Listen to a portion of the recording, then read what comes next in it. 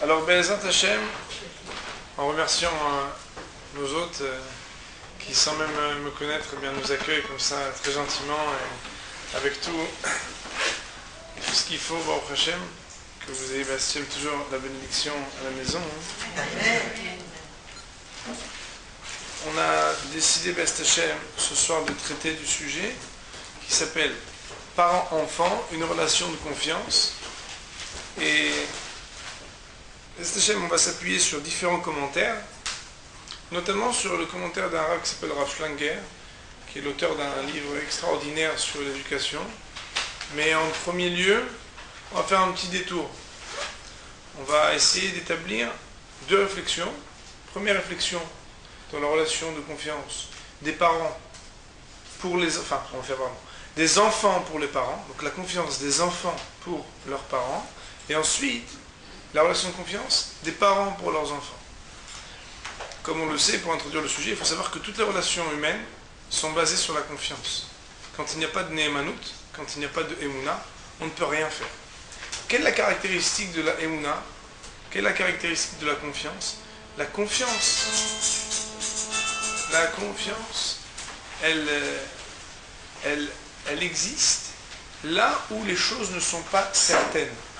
Lorsque les choses sont certaines, on n'a pas besoin d'avoir confiance. On pourrait prendre une image très simple et très facile. Lorsque deux associés se font l'un l'autre confiance, eh bien, lorsque tout va bien et qu'il n'y a aucun doute, cette confiance ne s'exprime pas. On sait que tout va bien, on n'a pas besoin de se faire confiance. Lorsque par contre, un soir très tard, en rentrant au bureau, je trouve mon associé la main dans le coffre et qui me dit « je viens juste déposer ma Breitling parce que ce soir, tu sais, je ne dors pas à la maison et je préfère quand même la déposer dans le coffre », alors là, j'ai deux choix devant moi. Soit je lui fais confiance ou soit je ne lui fais pas. La confiance, elle s'exprime lorsqu'il y a un doute, lorsque je dois donner du crédit. Lorsque je n'ai pas à donner de crédit, on ne parle pas de confiance. C'est la raison pour laquelle, dans des relations humaines, dans des relations sociales, où on ne peut pas toujours être présent, on ne peut pas toujours avoir tout clair, on est obligé de donner un certain crédit, une certaine confiance les uns aux autres. Les sociétés où on ne peut pas faire confiance aux uns et aux autres, eh bien, malheureusement, ce ne sont pas des sociétés qui permettent l'épanouissement.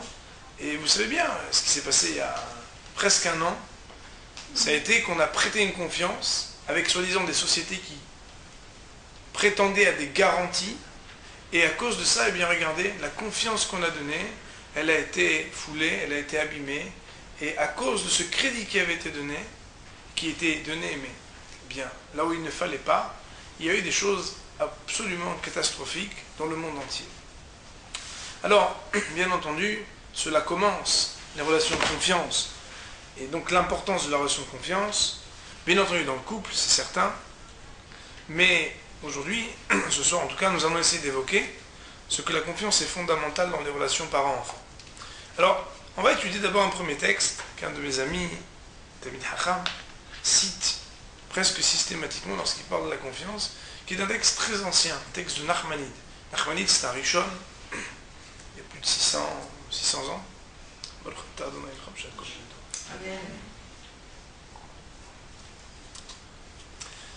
Qui commente un verset de la Torah. Alors je vais vous lire le verset, je vais vous lire le commentaire, et puis ne vous inquiétez pas, ce sera d'abord très court, je sais que lire dans le texte c'est pas toujours agréable, mais ce qui va nous intéresser c'est de voir le poids des mots qui sont cités ici. C'est vraiment poignant. Il dit comme ça, marqué dans la Torah, Parashat Vayetranan, donc dans le livre de Devarim, רק ישמר לך ושמור נפשך מאוד פן תשכח את הדברים אשר ראו עיניך ופן יעשו מלבביך כלמיך והודעתם לבניך ולבניך. Il est marqué, il faudra bien faire attention à ne pas oublier les choses que tes yeux ont pu voir, parlons là-bas de ce qui s'est passé dans la révélation du Sinaï, ou pen yasuru mi levavecha, et que ne dévie pas de tes cœurs, levavecha, vous savez que ce n'est pas libecha, ce sont deux cœurs, donc de tes deux penchants, kol imechayecha, tous les jours de ta vie, veodartam levanecha v'livde vanecha, et tu feras savoir ces choses-là à tes enfants et à tes petits-enfants. Autrement dit, et d'ailleurs c'est le commentaire de Nachmanide, il est une mitzvah négative de la Torah. Ishamer, ça veut dire attention à ne pas. Ne pas quoi? Ne pas oublier. Ne pas dévier. Garder un lien avec ce qui s'est passé au Sinaï. Il y a une continuité et il ne faut pas tronquer, il ne faut pas couper cette histoire, cette transmission pour qu'à jamais, quelle que soit la génération, on ait quelque chose qui a été transmis depuis le Sinaï. D'ailleurs, vous savez bien que le grand problème, des communautés qui se prétendent libérales, qui se prétendent à leur niveau conservatif, font le choix de prendre ce qu'elles veulent du Sinaï et laisser ce qu'elles ne veulent pas, ou bien même à interpréter des choses pour dire que c'est tel et tel commandement qui a été transmis et pas tel autre. Autrement dit, ça se passe au niveau du Sinaï. Est-ce qu'on suit ce qui a été donné, ou bien même est-ce qu'on polémique pour savoir qu'est-ce qui a été transmis au Sinaï? La Torah nous dit qu'il faut faire bien attention. Il faut être lié totalement à ce qui a été la révélation du Sinaï, et il faut faire attention à ne jamais oublier. Comment on fait? Bien, la Torah nous dit comment on le fait? Tout simplement, on le raconte à nos enfants et à nos petits-enfants. Le Ramban Nachmani nous dit comme ça.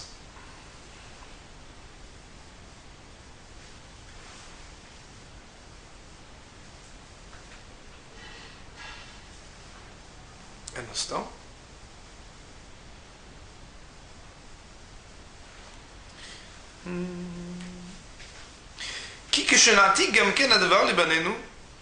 Lorsque nous recalquons, nous transmettons la chose à nos enfants, ils sauront que la chose qui leur a été dite est authentique, sans aucun doute, comme si toutes les générations avaient vu la révélation du Sinaï. Pourquoi? Parce qu'il n'est pas possible que nous témoignions quelque chose de mensonger à nos enfants.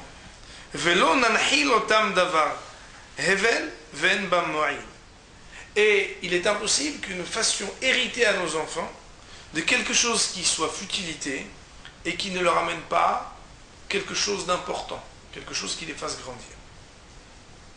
Ve'em lo istabku klal. Et eux n'auront aucun doute be'eduten ou shenaïd lahem de ce que nous leur témoignons. Aval ya'aminu bevadai. Mais ils croiront de manière certaine, sans l'ombre d'un doute, shera'inu kulanu be'enenu, que nous avons tous été témoins de nos propres yeux. Vechol ma shesiparnu lahem. Et tout ce que nous leur racontons, ils le vivent comme si c'était certain qu'on en avait été les témoins. Qu'est-ce qu'il nous est dit ici? Écoutez bien. Il nous est dit comme ça. Lorsqu'on témoigne à nos enfants, lorsqu'on leur transmet quelque chose, lorsque on leur raconte un événement qui était la révélation du Sinaï, alors ils l'accueillent, cette information, cette description, cette histoire, comme étant une histoire dont l'authenticité ne fait l'ombre d'aucun doute. Il n'y a rien. C'est comme si c'était mamash, une vérité absolue. Ça veut dire que quand papa et maman racontent quelque chose, naturellement, la Torah nous dit naturellement, grâce au fait de leur raconter, et grâce à cette honat nefesh, cette nature de l'enfant, à croire aveuglément et de manière absolue à ce que les parents racontent, eh bien jamais on n'oubliera ce qui s'est passé au Sinaï. Alors, bien sûr, quand on entend ça, c'est magnifique. Et pas très longtemps, j'ai évoqué ce commentaire du Rambam. Et j'ai raconté que, il n'y a pas très longtemps, un de mes enfants, à l'époque où, pendant l'année, on parle de la destruction du temple et sa reconstruction, alors il est venu avec des dessins où il y avait bien sûr le mur un peu fêlé comme ça, un petit peu de flammes dessinées. Puis j'ai dit, tu sais, bientôt, Bezat Hashem, on va reconstruire le Beth Amikdash. On va aller pas loin de chez nous, on va prendre le bus, et là-bas on va faire les korbanot, on va être sa mère, on va être heureux. Et puis, mon fils qui court voir maman pour dire, tu sais, avec papa, on va aller construire le Beth Amikdash. On va aller très bientôt, le Mashiach va venir et ça y est, on va être là-bas, on va être sa mère. Et je dis, regarde comme c'est pélé, c'est extraordinaire. Je viens à peine de lui dire, il ne m'a pas donné qui, quoi, comment. Il est capable d'avoir intégré, comme si c'était valeur absolue, ce qui demande parfois à des adultes, à un âge mûr, lorsqu'ils n'ont pas grandi avec ces valeurs inculquées, des démonstrations, des séminaires, des livres, des disques, on ne sait quoi, hein, parce qu'on ne leur a pas transmis ce qu'un enfant peut recevoir comme quelque chose d'absolu. Et bien mettre que c'est extraordinaire. Et on le voit, regardez, les générations de nos enfants qui grandissent depuis leur plus jeune âge dans des écoles juives et qui apprennent, depuis qu'ils sont tout petits, les 13 principes du Rambam, où on est Ma'amin B'tchiat HaMetim. Dernièrement, j'ai un ami qui a perdu son épouse après une longue maladie. Et puis, j'ai été le visiter, j'ai vu ses enfants, on racontait quelques histoires. Puis, il m'a dit, tu sais, j'ai été émerveillé. Mon plus jeune fils, qui d'abord peut-être 4 ans, me racontait-il, il me dit, tu sais, quand je suis revenu du Beth Akvarot, du cimetière, il m'a dit, tu sais, très bientôt il y aura Tchiat HaMetim et on reverra maman. Et j'ai regardé comme c'est beau. Il m'a dit, regarde comme c'est extraordinaire que cet enfant, tous les jours, dit, alors c'est quand Tchiat HaMetim? Combien c'est fort qu'un enfant qui a reçu des principes qu'on lui a inculqués jeune, il les vit. Pas seulement il les raconte, il y croit. Il a comme une certitude maintenant dans son baluchon. Toute la vie, il a des Ikare Emouna, des principes de foi qui sont absolus. Et bien, mettre que, d'un côté, eh bien, on trouve que c'est magnifique, mais d'un autre, on va voir qu'il y a une grande responsabilité. Pourquoi? Eh bien, qu'est-ce que c'est la confiance? La confiance, c'est prêter quelque chose. Je donne quelque chose, même si je n'en suis pas sûr. Je dis que je suis sûr, même si je n'en suis pas sûr. C'est ça la confiance. Je lui fais confiance. Bémet, je n'ai pas des témoins qui vont témoigner. Je ne l'ai pas vu de mes yeux. Mais comme il me le dit, ou comme j'ai confiance en lui, je lui prête, même si je ne suis pas sûr. C'est la confiance. Quand on est sûr, on a dit, c'est pas la confiance. Parce que si tu sais, c'est pas de confiance. Tu n'as pas besoin de donner du crédit. Alors, bien sûr, c'est fort que Kadosh Baruch Hu, il est ancré chez nos enfants naturellement, qu'ils puissent avoir cette foi en ce que leurs parents leur racontent, au point que dès que papa et maman vont raconter quelque chose, c'est Halakha le Moshe Misinaï. Je vais construire le Beth Amikdash, on attend maman parce qu'il y aura Tchiat HaMetim. C'est des valeurs qui sont comme ça, acquises, comme si c'était Aleph Bet. Seulement, vous savez, c'est très dur ce qu'on va dire maintenant. Il suffit que un papa ou une maman, un éducateur, raconte une fois, une seule fois même, quelque chose qui n'est pas authentique, et que l'enfant le voit, ce qui a été dit, ce qui a été raconté, eh bien, on s'est moqué de moi, on a joué de ma confiance, et je vois bien que c'était pas vrai. Bien entendu, si papa ou maman s'est trompé, on ne parle pas de ça. Parce que se tromper, c'est que papa et maman eux-mêmes ont eu confiance en quelqu'un d'autre. Et donc le jeu de la confiance, il remonte à ce que quelqu'un d'autre eh bien, nous ait trahis. Mais on parle ici de cette intimité extraordinaire entre les parents et les enfants, où tant que je joue le jeu de transmettre des choses authentiques, alors je permets à mes enfants d'acquérir des forces extraordinaires sur le plan de la Emouna. Seulement, la confiance, on l'offre, mais si jamais elle est trahie, eh bien la confiance, on la perd. Et vous savez que quand la confiance, on la perd, qu'est-ce qui se passe quand on perd la confiance? Eh bien malheureusement, cela peut remettre en question même des choses qui étaient déjà acquises. Parce qu'on avait fait confiance, et on était sûr, hein. Mais maintenant, tu sais, je suis plus sûr de rien. Parce que maintenant, je me rends compte que finalement, c'est pas si sûr tout ça. Alors d'un côté, ce commentaire du Ramban, il est extraordinaire. Pourquoi? Parce qu'on se dit, ça veut dire que dès que je transmets à mes enfants des valeurs, tout de suite, c'est Halakha le Moshe Misinaï. Tout de suite, ce sont des choses qui sont valeurs absolues. Mais d'un autre, c'est à double tranchant. Il va falloir faire bien attention à ne pas s'avancer lorsqu'on ne sait pas et à peser le poids de ce que l'on dit et ce que l'on raconte à nos enfants. Il y a une Gemara dans notre traité de Souka qui nous dit quelque chose de terrible. La Gemara nous dit, il est interdit de raconter à un enfant, je vais donner quelque chose, je vais faire quelque chose, et ne pas le faire, parce qu'on l'éduque à devenir un menteur. La Gemara ne dit pas que c'est interdit avec son propre enfant. La Gemara elle dit que c'est interdit avec n'importe quel enfant. Moi je me rappelle une fois qu'elle est venue chez nous à la maison, et je venais d'étudier ce sujet, et puis j'avais promis au petit garçon que j'allais lui donner quelque chose. Et puis bon, d'une chose à l'autre, j'ai oublié. Et le soir même, je suis retourné chez eux pour lui amener. Et puis, les parents m'ont dit, t'exagères quand même. Ça va, il ne fallait pas se déranger, il ne fallait pas venir jusqu'ici. Je dis, Khalil Avechas. La Gemara, elle nous dit que c'est très grave. Parce que sinon, eh bien, la relation de confiance, elle fait que l'enfant, il pense que le monde, c'est un monde de bluff. Mais ici, on va plus loin. Ici, on fait que ce qui est l'intimité entre les parents et les enfants, ou plus que n'importe qui d'autre, pour ne pas couper le lien avec le Sinaï, il faut raconter à ses enfants, parce que leur raconter, c'est leur faire vivre le Sinaï, comme si Béhémet, eux, ils l'avaient vu.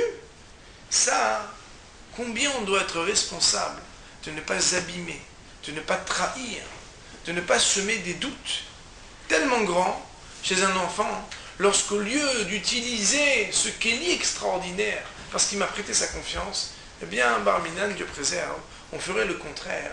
Et vous savez, dernièrement, moi j'ai une grande réflexion, parce qu'il y a beaucoup de couples qui ont des problèmes de confiance. La confiance, elle est normalement donnée, comme on l'a dit tout à l'heure, quand on ne sait pas. Je fais confiance. Alors on fait confiance. Le problème, c'est que quand on se rend compte qu'on a été trahi, pour regagner la confiance, combien ça va prendre de temps? Maintenant, de toute façon, je ne peux plus te faire confiance. Combien de temps ça va mettre à regagner la confiance? Eh bien, c'est pire que ça. C'est que vous savez que lorsque on a fait confiance à quelqu'un et qu'on a été déçu, c'est pas seulement de la personne en question de qui on va avoir maintenant des doutes et on va avoir du mal à lui faire confiance. Même vis-à-vis des autres, on a du mal à faire confiance. On peut prendre l'exemple. L'exemple classique, c'est le Shidduchim. Quand quelqu'un s'est engagé et c'était tellement presque passé sous le dénuptial, et pourtant, eh bien, il y a eu comme ça, on était pourtant confiant, on était certain, et il y a une rupture pour une raison ou une autre. C'est pas que se réengager avec cette personne-là, ça va être difficile. Avec n'importe quelle autre personne, ça va être difficile. Et bien, de la même manière, la confiance, on la donne, on l'a, c'est comme ça une valeur acquise, seulement lorsqu'on la perd, ça va être très long, très difficile. On peut la regagner, et encore heureux qu'on la regagne. Et d'ailleurs, il faut l'offrir. Quand on parle des conjoints, quand on parle des enfants, tout à l'heure on parlera de la confiance qu'on doit donner à un enfant. Mais l'idée ici, c'est de se dire que pourquoi abîmer quelque chose de tellement naturel? L'enfant, il a une confiance absolue. Il peut recevoir, comme on a dit, comme une vérité absolue, tout ce qu'on va pouvoir lui enseigner. Il suffit juste d'être vigilant, de toujours dire des choses qui sont authentiques, de ne jamais trahir cette intimité qui fait que je dois lui transmettre des choses qui soient du Emet. Ça, c'est, on va dire, le premier propos qui caractérise la confiance que les enfants ont pour leurs parents.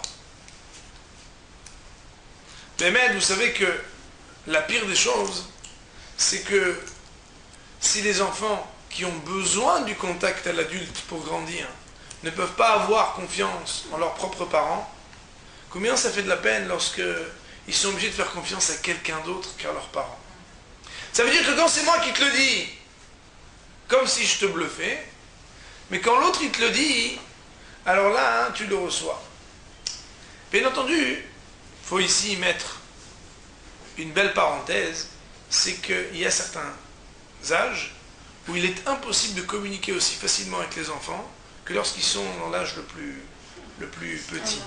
Ça veut dire que l'âge, par exemple, d'adolescence, c'est un âge où de toute façon, mieux vaut passer par des satellites envoyer chez tonton un petit message pour qu'il fasse une petite sortie ou avec le voisin, parce qu'il y a des âges où de toute façon on va dire la connexion directe ne peut pas passer, il faut passer par des serveurs, comme on dirait aujourd'hui. Donc il faut passer par un serveur qui est en Amérique, pour avoir là-bas, hop, un petit forfait avec ceci, cela, Mais l'idée, en tout cas, elle est que, même à des âges où l'enfant devrait recevoir, ben, il arrive parfois que, faute de pouvoir avoir cette relation d'intimité et de confiance avec un parent, quelle serait la punition d'un parent qui verrait son enfant qui fait confiance à quelqu'un d'autre qu'à lui-même? Je vais aller un peu plus loin, et ça engage un peu ce que moi je peux voir, des problèmes que des adultes peuvent avoir, c'est que la plupart du temps, la confiance que les enfants peuvent avoir en leurs parents, c'est ce qui donne la confiance en soi à l'enfant. Et lorsque cet enfant-là, ben, il n'a pas des repères vers qui il peut se tourner, à qui il peut demander, de qui il peut recevoir des conseils, et entre guillemets, il a dû se bâtir un petit peu tout seul, eh bien, c'est pas facile, parce qu'il n'est jamais sûr de rien. Et bien, mettre que on ne se rend jamais assez compte ce qu'on doit à nos parents. Combien, hein, il y a des choses qui paraissent, des choses qui sont évidentes pour nous, et des fois on voit d'autres personnes qui vivent des épreuves horribles, des choses qui ne nous perturbent absolument pas. Il y a des gens qui ont des questions existentielles sur tout et n'importe quoi, et nous, tranquille, et non, il faut bitahon, et non. Ces choses-là, à quoi on les doit? À qui on les doit? Eh bien, vous savez, on le doit à ce que nos parents ils nous ont inculqué des valeurs et qu'on avait la possibilité de les recevoir comme des valeurs absolues. Ça, c'est quelque chose d'extraordinaire. C'est le capital avec lequel on peut affronter la vie parce qu'on a dans son baluchon pas mal d'outils qui nous permettent d'avoir des certitudes et d'être rassurés quels que soient les événements. Alors, ça c'est du côté, on va dire, de la relation de confiance entre les enfants et les parents, donc en se basant sur ce texte de Nachmanide du Rambam. Il y a, dans l'autre sens, quelque chose de beaucoup moins naturel, mais un vrai travail pour les parents, c'est la relation de confiance des parents pour les enfants. Alors, je vais vous citer un texte. Bon, il vient que vous êtes sûr. Voilà, on peut laisser tranquille. Je vais vous citer un texte. Vous savez que dans le Talmud, donc déjà dans les Mishnayot, et aussi dans le Talmud, il y a ce qu'on appelle 6 ordres, Shisha, Sidre, Mishnah. Et chacun des ordres, c'est-à-dire chacune des catégories de traités du Talmud, a un nom. Pour s'en rappeler, on appelle ça Zman Nakat, c'est un moyen mémotechnique, Zaraim, Moed, Nashim, Nezikim, Kodshim, Ta'arot, ce sont les 6 ordres. Et puis il y a un verset dans lequel on retrouve des termes qui représentent les ordres. Alors ça commence à devenir technique, ne vous inquiétez pas, on s'arrête tout de suite. En tout cas, hein, le premier ordre c'est l'ordre de Zaraim. Qu'est-ce que c'est Zaraim? Zaraim littéralement ça veut dire des plantations. Ce sont les règles qui touchent à l'agriculture et aux bénédictions. Les règles de la 7e année, les règles de Trumot, de prélèvement, Maasrot, de la dîme que l'on prend des récoltes, Dmaï, lorsqu'on ne sait pas si la dîme a été prélevée, et les Maasrot aussi, et les Trumot aussi, sur des fruits, etc., etc. Quel est le mot qui représente Zraïm? Nos sages nous disent Emouna, Zeseder Zraïm. Emouna, lorsque dans le verset il est marqué Emouna, ça veut dire, on pourrait dire la foi, on pourrait dire la confiance, on pourrait dire le crédit. Alors, on parle de Zraïm, on parle des plantations. Pourquoi? Parce que il faut croire en celui qui donne la vie, en celui qui régit tous les mondes pour planter. Qu'est-ce que ça veut dire? Alors, écoutez bien. Lorsqu'on regarde une graine, nous disent nos hachamim, il faudrait être fou pour planter une graine en pensant que d'une toute petite graine, il va y avoir un champ entier ou un arbre immense, alors que pour l'instant, c'est un tout petit quelque chose. D'ailleurs, vous savez que les phénomènes de germination, mettent en avant la mort de cette plante qui fait ce qu'elle peut pour survivre, et c'est ça qui va donner, comme une Tahiyat Ametim, nous dit le Rav Dessler, une survie, une régénérescence, enfin appelez ça comme vous voulez, de cette graine qui se déperd et qui va donner finalement parfois une tige et puis parfois un champ, un arbre, enfin on n'imagine pas. Celui qui plante à l'origine un objet, un petit quelque chose, qui lorsqu'on le regarde tel qu'il est, c'est ridicule. Vous savez l'expérience qu'on fait avec les enfants. On leur donne une pomme de terre, ou on leur donne, puis là on l'arrose, puis l'enfant, au bout de quelques jours, il dit, ah, tu te de moi quoi là. Qu'est-ce que c'est ça? Puis 3-4 jours là, tu me dis arrose, que ma carte. Fais-moi confiance, tu vas voir, il sortira quelque chose. Et au bout du compte, il sort quelque chose. Et Mounaz et Seder Zraïm, pour pouvoir planter, il faut avoir la foi, il faut avoir la confiance. Il faut ne pas seulement voir ce qu'il y a, mais avoir la foi en quelque chose à venir. Et ça, Béhémet, on le voit concernant les plantations. Et Béhémet, que c'est vrai qu'il faut arroser. Donc ça, je me dis même que parfois, quand on arrose, ça ne suffit pas. Parce que tu vois bien que mon copain Réhouven, il a arrosé. D'ailleurs, pas plus que moi. Et pourtant, bracha. Alors que moi, tous les matins, j'étais une demi-heure avant lui. Et pourtant, ça ne sort pas. Comment ça se fait? Eh bien, on sait que, mis à part le fait qu'on doit planter, qu'on doit arroser, il faut aussi faire des tfilotes. Hachamim nous raconte qu'un des Amoraïm, un des sages du Talmud, dans le traité de Haoulin, on nous raconte, qu'il plantait, qu'il arrosait, rien ne sortait. Il faisait une tfila, et presque soudainement, alors là, commençait à avoir des pousses. Donc, bien sûr, il va falloir arroser, il va falloir prier. Mais, en fin de compte, dans cette petite graine qui avait l'air de rien du tout, il y en avait des forces. Il y avait ce qu'il fallait. Seulement, à l'œil nu, ce n'était pas visible. Il fallait lui faire confiance à cette petite graine. Il fallait être sûr que, en lui donnant un peu de temps, un peu d'indulgence, un peu de patience, et puis ne pas se fier trop aux apparences, laisse-la, tu vas voir. Tu vas voir, tu la vois comme ça petite, Elle a l'air de rien, mais tu vas voir ce qu'elle va devenir, celle-là. Eh bien, vous avez bien compris que le parallèle, il est nos toutes petites graines, nos tout petits enfants. On les regarde et puis on a l'impression que quand ils ont 1, 2 ans, ils sont rien du tout.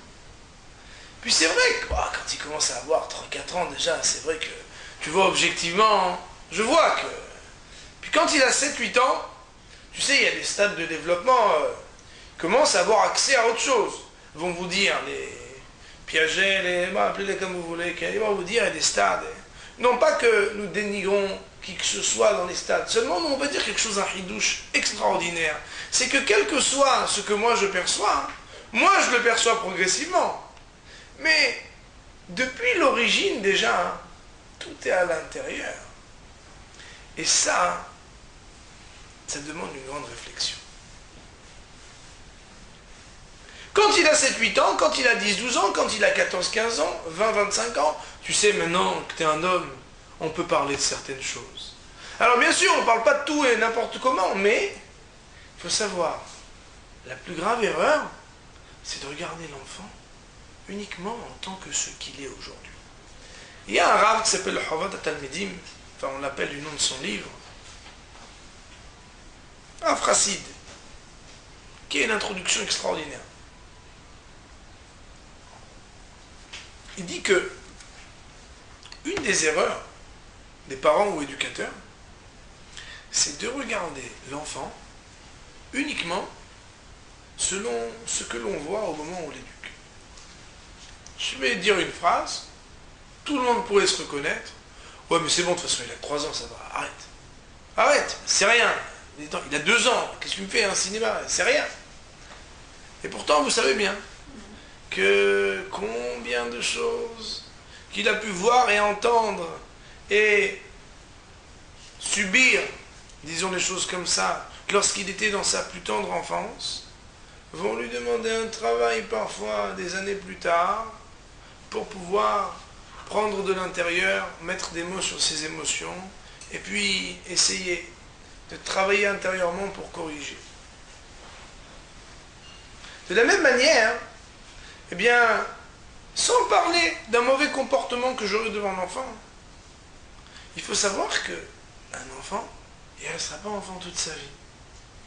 Et il y a un mashgiach dans une yeshiva que je fréquente, qui lorsqu'il s'adresse au jeune homme, vous savez, mashgiach c'est un rôle un peu dur. Il est obligé de faire un peu de réprimande, dire puis là le bachot il se dit bon, qu'est-ce que j'ai fait, qu'est-ce que j'ai pas fait. Et puis il est là, et puis bon. Et moi une fois j'ai entendu un des mashgiachim, grand sadique, et tu sais, aujourd'hui je me permets de te parler, et peut-être dans quelques années, tu seras un très grand ami haram. Je te dis juste voilà, ne prends pas mal, je voudrais te dire ça et ça et ça et ça. Cette excuse, cette réflexion, de ne pas le regarder uniquement selon ce qu'il est aujourd'hui, mais de considérer qu'il peut devenir quelqu'un de très grand, ça c'est quelque chose qui est très engageant. C'est-à-dire de l'encourager, quoi. On peut dire ça comme ça. Mais encourager, ça va... juste si c'est possible, normalement j'essaie de pallier aux questions. On parlera des questions à la fin. Alors, ça ne me dérange pas quand il y a un petit mot, bien sûr, si c'est naturellement. Mais j'aimerais bien tenir mon propos jusqu'au bout. Encourager, ça voudrait réclamer, pas seulement qu'on le considère, mais qu'on exprime quelque chose. Moi, je ne parle même pas de ça. Dans le rapport qu'on a, ne dites rien. Mais on peut se comporter d'une certaine manière ou d'une autre. Certaines familiarités, certaines... On nous dit par exemple que Moshe Rabbeinu, le fait qu'il ait grandi dans un palais, c'était quelque chose qui, Mina Shamayim, lui a permis de devenir un manig, un dirigeant. Pourquoi? Parce qu'il y avait ce qu'on appelle gadless. Il pouvait voir les choses de manière immense, de manière grande. Quand un homme il a grandi avec... C'est pas parce que c'était grand, c'est parce que dans son esprit, il voyait les choses en grand. Un enfant il vient nous voir et puis c'est vrai il me dit ouais moi je suis un pompier, moi je suis un policier. Alors on dit bon ça va, arrête un peu là. Et puis bon quand c'est des fois un peu plus violent il dit moi je suis un je sais pas quoi alors.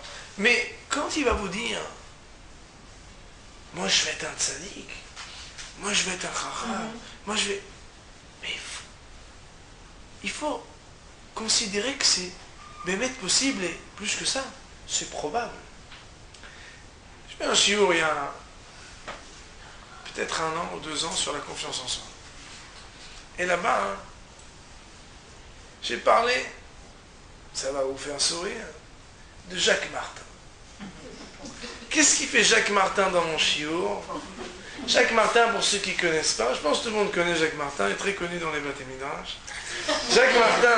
Jacques Martin, c'était un bonhomme qui a fait beaucoup pour les enfants. Il les faisait monter sur un podium, et puis, vous savez, il y avait toujours les faillots là, qui disaient, moi je veux être comme le chanteur, et toi qu'est-ce que tu veux faire dans la vie? Qu'est-ce que ta maman a fait à manger, les frites, le truc? Et puis, il y avait un enfant qui disait, moi je veux être avocat. Et puis là, il disait, applaudissements. Puis il y avait 1000 personnes dans la salle qui applaudissaient. Ben, je vous promets que moi, sans les connaître, je peux vous dire que ce gosse, il a dû être soit avocat, soit plus que ça. Celui, par contre, qui, lorsqu'il vous dit quelque chose, on le regarde, bon, arrête un peu là, peut-être je ferai rien. Ou bien, sans qu'on le dise, les parents se disent, le regardent avec un air comme ça, un peu dénigrant. Cet enfant-là, on ne lui donne pas la possibilité, vous comprenez? Ça veut dire que, quelque part, on regarde la graine selon ce qu'elle présente aujourd'hui, et on oublie que si une graine, on va dire, biologique, une graine qu'on l'on plante, elle a des forces insoupçonnables qui peuvent donner des pousses immenses, bah, Akadosh Baruch Hu, il a mis une neshama dans un petit enfant. Cette neshama, elle n'est pas différente. Cette neshama, elle existe. sa sensibilité, ses possibilités, elles sont là. Seulement, c'est vrai, elles ne sont pas encore révélées. D'ailleurs, nous, ça, je veux le dire, c'est quoi éduquer? Éduquer, c'est pas faire de l'enfant ce que moi je veux. C'est essayer de le mettre sur le chemin de ce que Dieu il a voulu pour lui. Il a des forces, il a entre guillemets une mission, il a des possibilités qui lui sont propres. Et moi, Hinour, nous dit Rachid dans le Chumash Bereshit, c'est d'essayer d'introduire quelqu'un à devenir ce qu'il doit être. D'ailleurs, Bémet, c'est très agréable pour les parents quand ils pensent qu'ils sont possesseurs de leurs enfants. Mais lorsqu'ils sont dépositaires, ils n'ont pas ces problèmes. Lorsqu'ils se rendent compte que pas tous les enfants, ils sont comme ils veulent. Et puis celui-là, j'avais tellement, tu sais, j'attendais tellement de lui. Mais qui tu es pour attendre? Toi, tu penses que tu fais de lui ce que tu veux? T'as rien compris. Tu vas essayer de comprendre qui il est, et l'aider à comprendre qui il est, et devenir ce que lui doit devenir. Et bien, mettre que réfléchir à ces sujets-là, ça fait éviter les problèmes de différence, de jalousie, de mal juger. Seulement, pour intégrer ces valeurs-là, ça demande énormément d'efforts. Parce que très souvent, bien la réussite des enfants, des fois, on ne la veut pas seulement pour l'enfant. On la veut pour soi-même.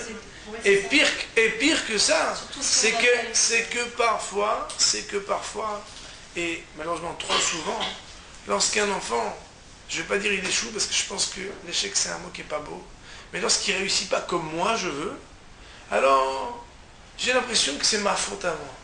Comme si c'est moi, vous savez, qui tiens comme ça les marionnettes, c'est moi qui décide, c'est moi qui fais. C'est moi qui va diriger ce que l'enfant doit être.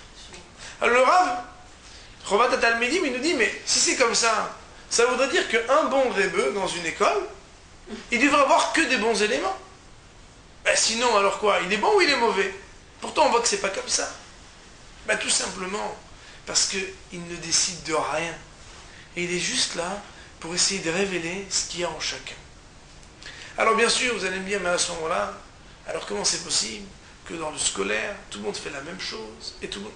Alors, il y a ici une forme, malgré tout, on pourrait appeler ça d'un individualisme, même au sein d'une, pas dire d'une communauté, mais d'un groupe où on est plusieurs. Essayer de révéler qu'est-ce qu'il y a à l'intérieur de chacun, c'est ça qu'on doit faire, c'est ça éduquer, pas plus. Ça sort comme ci, ça sort comme ça. Qui nous sommes, nous? Comment? Et malheureusement, je vous dis, c'est des choses qui sont faciles à dire et qui malheureusement font la culpabilité des parents, comme si eux, et malheureusement c'est un péché un peu d'orgueil, comme si eux, ils étaient les seuls responsables de ce qu'ils appellent la réussite ou de ce qu'ils appellent l'échec, alors qu'il n'y a pas de réussite ou d'échec, on est là pour faire la ishtadlut. On s'efforce, on aiguille, et puis il y a bien un moment où l'enfant il décide de choisir le bon ou ce qui est un peu moins bon, et puis parfois eh bien, on a des attentes qui sont des fois au-dessus, parce que l'on a un regard sur l'enfant tel que nous-mêmes on regarde soi-même, mais c'est pas comme ça. L'enfant tu dois le regarder selon ce que lui il est. Alors, sans m'écarter, parce que ce sont des sujets qui nous font bien parler de plein de principes, l'idée ici principale, c'est d'essayer de regarder l'enfant avec la même émouna, avec la même foi qu'un agriculteur est capable de venir planter une petite graine qui d'apparence n'a rien du tout, l'arroser, ça veut dire lui apporter tout ce que l'on peut lui offrir, faire les tfilotes, parce que vous le savez bien, les tfilotes, eh bien, c'est la seule chose qui est présente, même lorsque les parents ne sont pas juste devant les enfants. Quand il est avec moi, je suis plus ou moins tranquille. Lorsqu'il n'est pas là, la seule personne qui peut l'aider, lorsque moi je ne suis pas là, c'est celui qui est partout avec lui. Comment? Parce que moi je fais des tfilotes, alors Akadosh Baruch Hu, il est encore plus présent, il est encore plus à côté, il est encore plus mashgiach, protecteur, et il donne plus de siyata d'Ishmaïa d'aide à l'enfant. Alors, il y a un point qui est fondamental. Il y a un point qui est fondamental. c'est d'être capable de donner la confiance à l'enfant, parce que tout simplement on a confiance en Akadosh Baruch Hu. Vous savez, on pense très facilement que les seuls moyens que l'enfant il a de se défendre et de se débrouiller, c'est que s'il a des parents qui sont vaillants et forts, alors il va se débrouiller, sinon non. Il faut savoir qu'à Kadosh Baruch Hu, chaque enfant il lui donne des forces. Il lui donne des kohot, des forces extraordinaires. On voit des choses, Bémet. On a vu dans certaines générations des enfants qui deviennent des très grands talmidei chachamim, alors que leurs parents eux-mêmes, eh bien, n'étaient pas tellement dans la Torah. Rivka, qui était fille de Bethuel, ou d'autres personnages dans la Torah, même des convertis, qui viennent d'on ne sait où. D'on ne sait tout, pardon. Qu'est-ce que je veux dire par là? Eh bien, je veux dire par là que quand on a confiance en un enfant, eh bien des fois, on se démoralise, on se dit, mais comment on va faire avec celui-là? C'est pas possible. On va y vers un bouteille.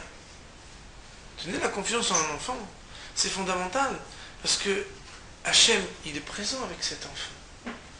Quand on a un problème avec un enfant, il ne faut pas lui dire à lui, pourquoi tu ne réussis pas et pourquoi tu ne fais pas. Parce que lui, les forces, il les a. Et lui, il a envie de réussir. Seulement, il y a des fois des facteurs qui sont des facteurs, j'en sais rien, des fois de camaraderie, des fois toutes sortes de facteurs, mais qu'il ait les potentialités, c'est sûr qu'il a les potentialités. Hachem, il n'aime pas plus un enfant qu'un autre. Il n'a pas donné plus de potentiel qu'un autre de réussir ce qu'il doit réussir. Ce que je veux dire par là, c'est qu'il faut faire très attention de ne pas mettre une étiquette sur un enfant. Moi, il y a des familles où je connais quelqu'un, une dame m'a dit, voilà, pour le papa, tel fils, c'est un enfant qui n'est pas moutzlar, qui ne réussit pas. Bar minan, maïdata. Que Dieu préserve qu'on puisse penser une chose pareille. Comment on peut imaginer? Ça veut dire qu'Akadosh Baruch Hu, il a un petit canard à qui il n'a pas donné les kohot, il n'a pas donné les possibilités de réussir à faire quelque chose. Est-ce que c'est possible de penser une seule chose? Une chose pareille? Pire que ça, qui sont les gens qui réussissent dans la vie? C'est les gens les plus brillants, les plus intelligents? Pas du tout. C'est les plus fonceurs. Ceux qui sont capables de foncer, même lorsque tout le monde leur dirait, mais t'es fou, t'es cinglé de faire ça. Tu vas investir là-dedans, tu vas te donner là-dedans, mais tu sais pas qu'ils sont déjà tant et tant de milliers à faire cela? Non, non, mais moi, je vais faire un truc nouveau, tu vas voir. D'où ils ont cette force?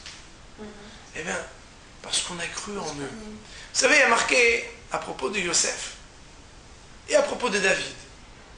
Il y a marqué le même terme, qui réussissait. David, vaï,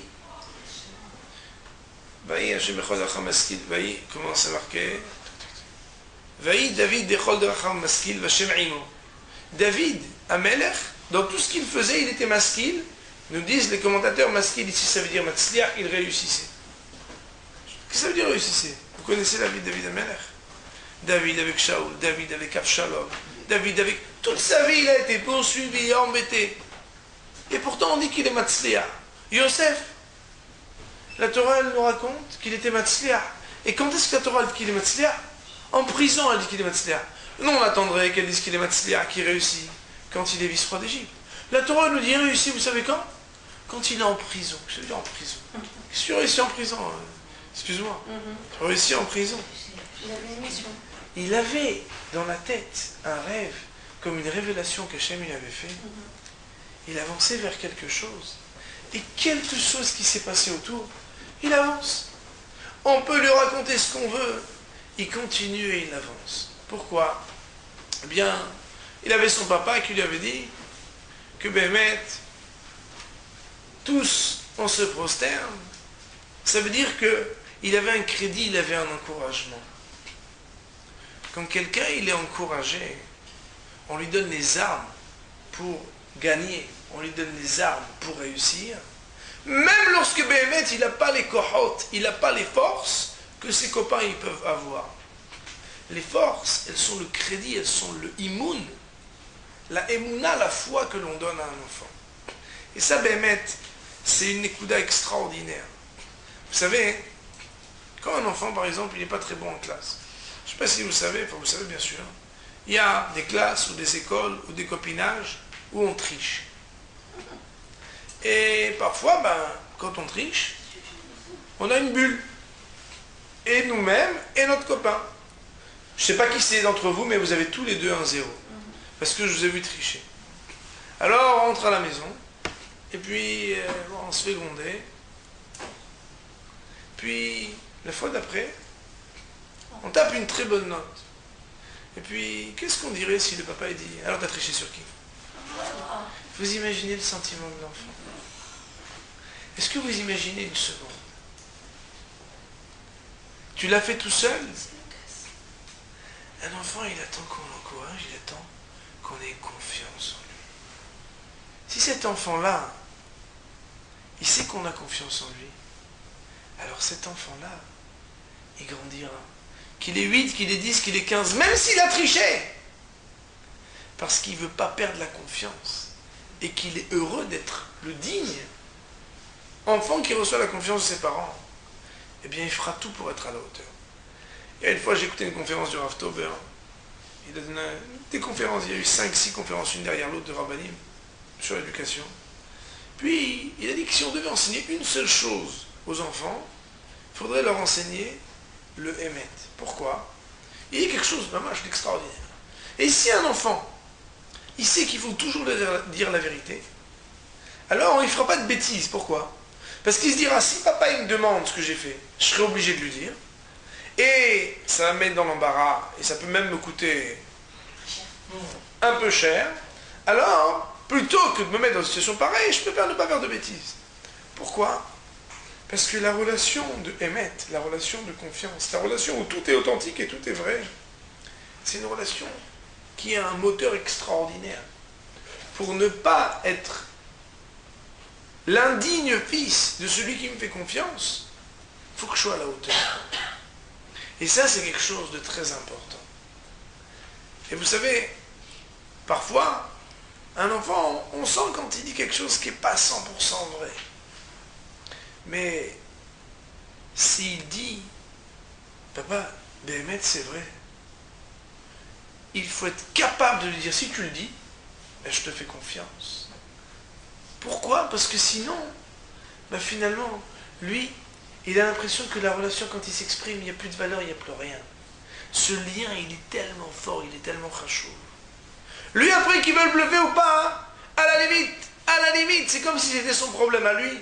Et puis, il y a un chiour entier où vous pourrez écouter, qu'est-ce qu'on fait avec un enfant qui ment? Pourquoi il ment? Comment lui apprendre la vérité? Mais, en tout cas, lui enlever la confiance qu'on lui donne, mais c'est lui enlever tout à un enfant. Et, Béhémet, tout à l'heure je vous ai dit, quand un enfant, quand il devient adulte, il n'a pas confiance en lui, la plupart du temps, c'est parce qu'on ne lui a pas donné de confiance. Et ça, c'est quelque chose que pour récupérer et pour corriger un manque de confiance en soi quand on est adulte, il faut se lever de bonne heure. Parce que c'est très complexe. Alors bien sûr, le conjoint, il est là, les amis sont là, il y a des réussites personnelles. Mais à la base, nos enfants, on doit leur donner une grande confiance. Comment on fait ça? Alors bon, normalement ça devrait être l'objet Bastien d'un autre chiot pour essayer de développer, parce que là on a juste parlé combien c'est important la confiance. Il y a, entre guillemets, un autre chiot entier pour savoir comment appliquer, comment créer ce lien de confiance.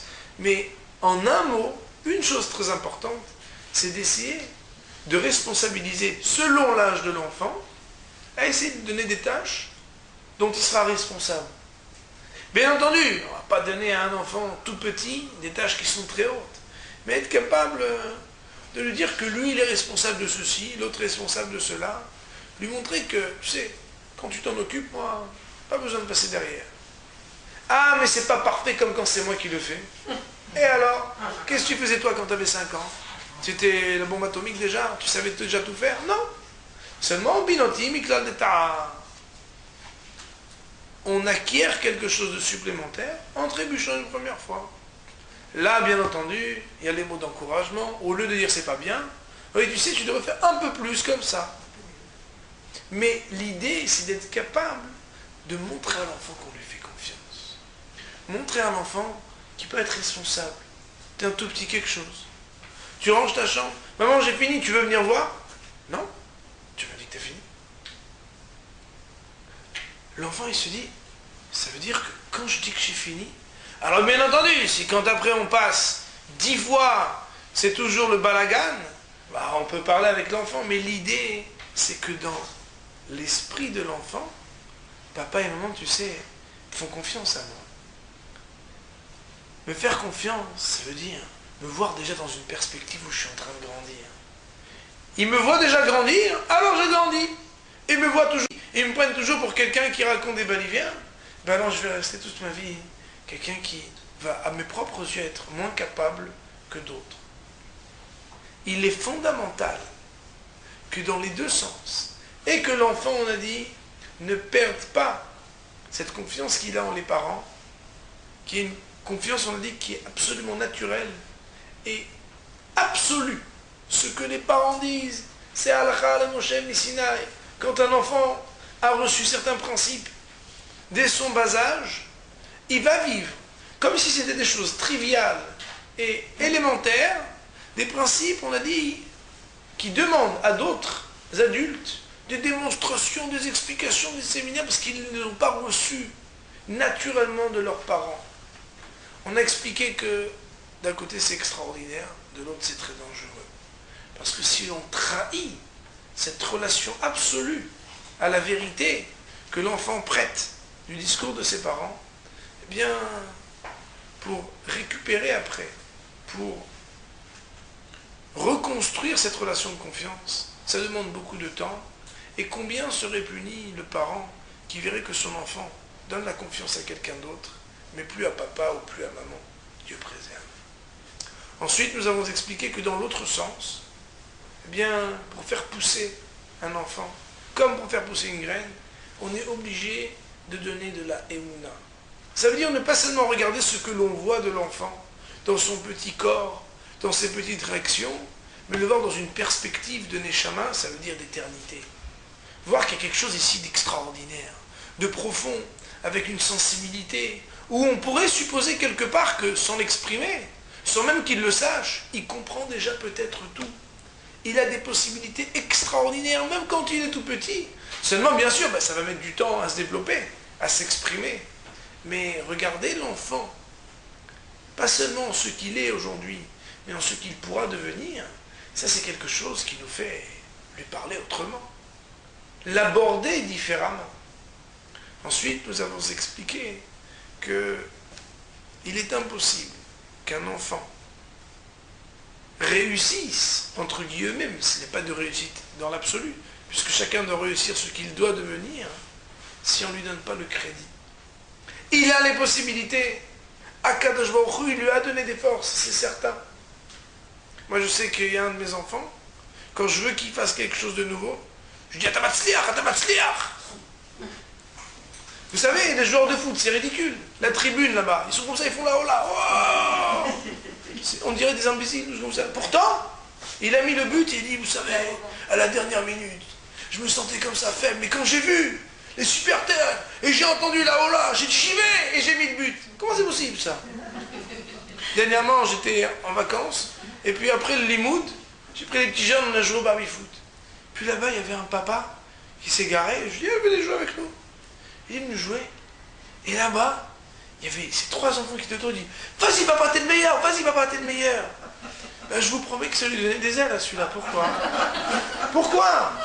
Parce que avoir la confiance, être encouragé, c'est quelque chose, on n'imagine pas combien c'est un moteur. Et ça Béhémet, c'est quelque chose on n'imagine pas la valeur que cela a. Et comme on l'a dit tout à l'heure, c'est pas les gens les plus brillants qui réussissent, c'est les gens à qui on donne la confiance.